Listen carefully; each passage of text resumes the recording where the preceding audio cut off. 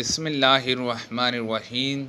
نبی کریم صلی اللہ علیہ وسلم عیدگاہ گئے، آپ نے وہاں دعائے استسقاء قبلہ رو ہو کر کی اور آپ نے چادر بھی پلٹی اور 2 رکعت نماز پڑھی۔ ابو عبداللہ امام بخاری رحمۃ اللہ علیہ کہتے ہیں کہ ابن عنایہ کہتے تھے کہ حدیث کے راوی عبداللہ بن زید وہی ہیں جنہوں نے اذان خواب میں دیکھی تھی، لیکن یہ ان کی غلطی ہے کیونکہ یہ عبداللہ ابن زید بن عاصم مزانی ہیں جو انصار کے قبلہ مزان سے تھے۔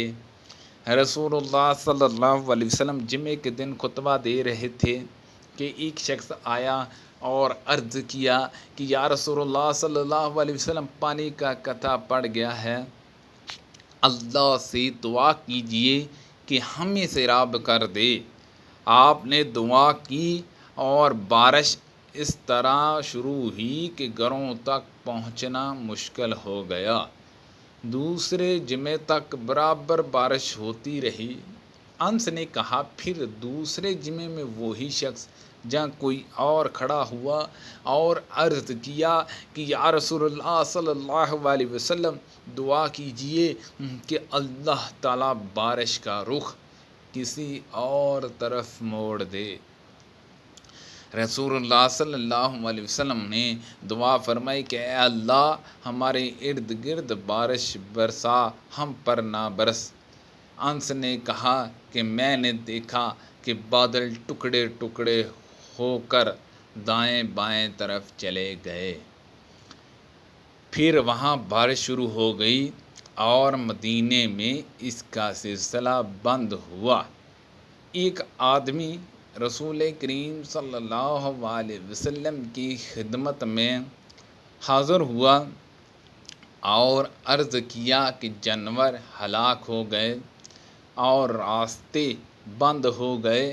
آپ نے دعا کی اور 1 ہفتے تک بارش ہوتی رہی۔ پھر ایک شخص آیا اور عرض کیا کہ بارش کی کثرت سے گھر گر گئے، راستے بند ہو گئے۔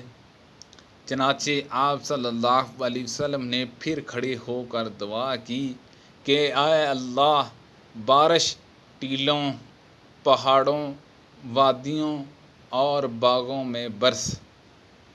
دعا کے نتیجے میں بادل مدینے سے اس طرح پھٹ گئے جیسے کپڑا پھٹ کر ٹکڑے ٹکڑے ہو جاتا ہے۔ ایک شخص رسول اللہ صلی اللہ علیہ وسلم کی خدمت میں حاضر ہوا، عرض کی یا رسول اللہ صلی اللہ علیہ وسلم، مویشی ہلاک ہو گئے اور راستے بند ہو گئے، آپ اللہ تعالیٰ سے دعا کیجئے۔ رسول اللہ صلی اللہ علیہ وسلم نے دعا فرمائی تو ایک جمعے سے دوسرے جمعے تک بارش ہوتی رہی۔ پھر دوسرے جمعے کو ایک شخص حاضر خدمت ہوا اور کہا کہ یا رسول اللہ صلی اللہ علیہ وسلم، کثرت باران سے بہت سے مکانات گر گئے، راستے بند ہو گئے اور مویشی ہلاک ہو گئے۔ چنانچہ رسول اللہ صلی اللہ علیہ وسلم نے دعا فرمائی کہ اے اللہ عز و جل، پہاڑوں، ٹیلوں، وادیوں اور باغات کی طرف بارش کا رخ کر دے جہاں بارش کی کمی ہے۔ چنانچہ آپ صلی اللہ علیہ وسلم کی دعا سے بادل کپڑے کی طرح پھٹ گیا۔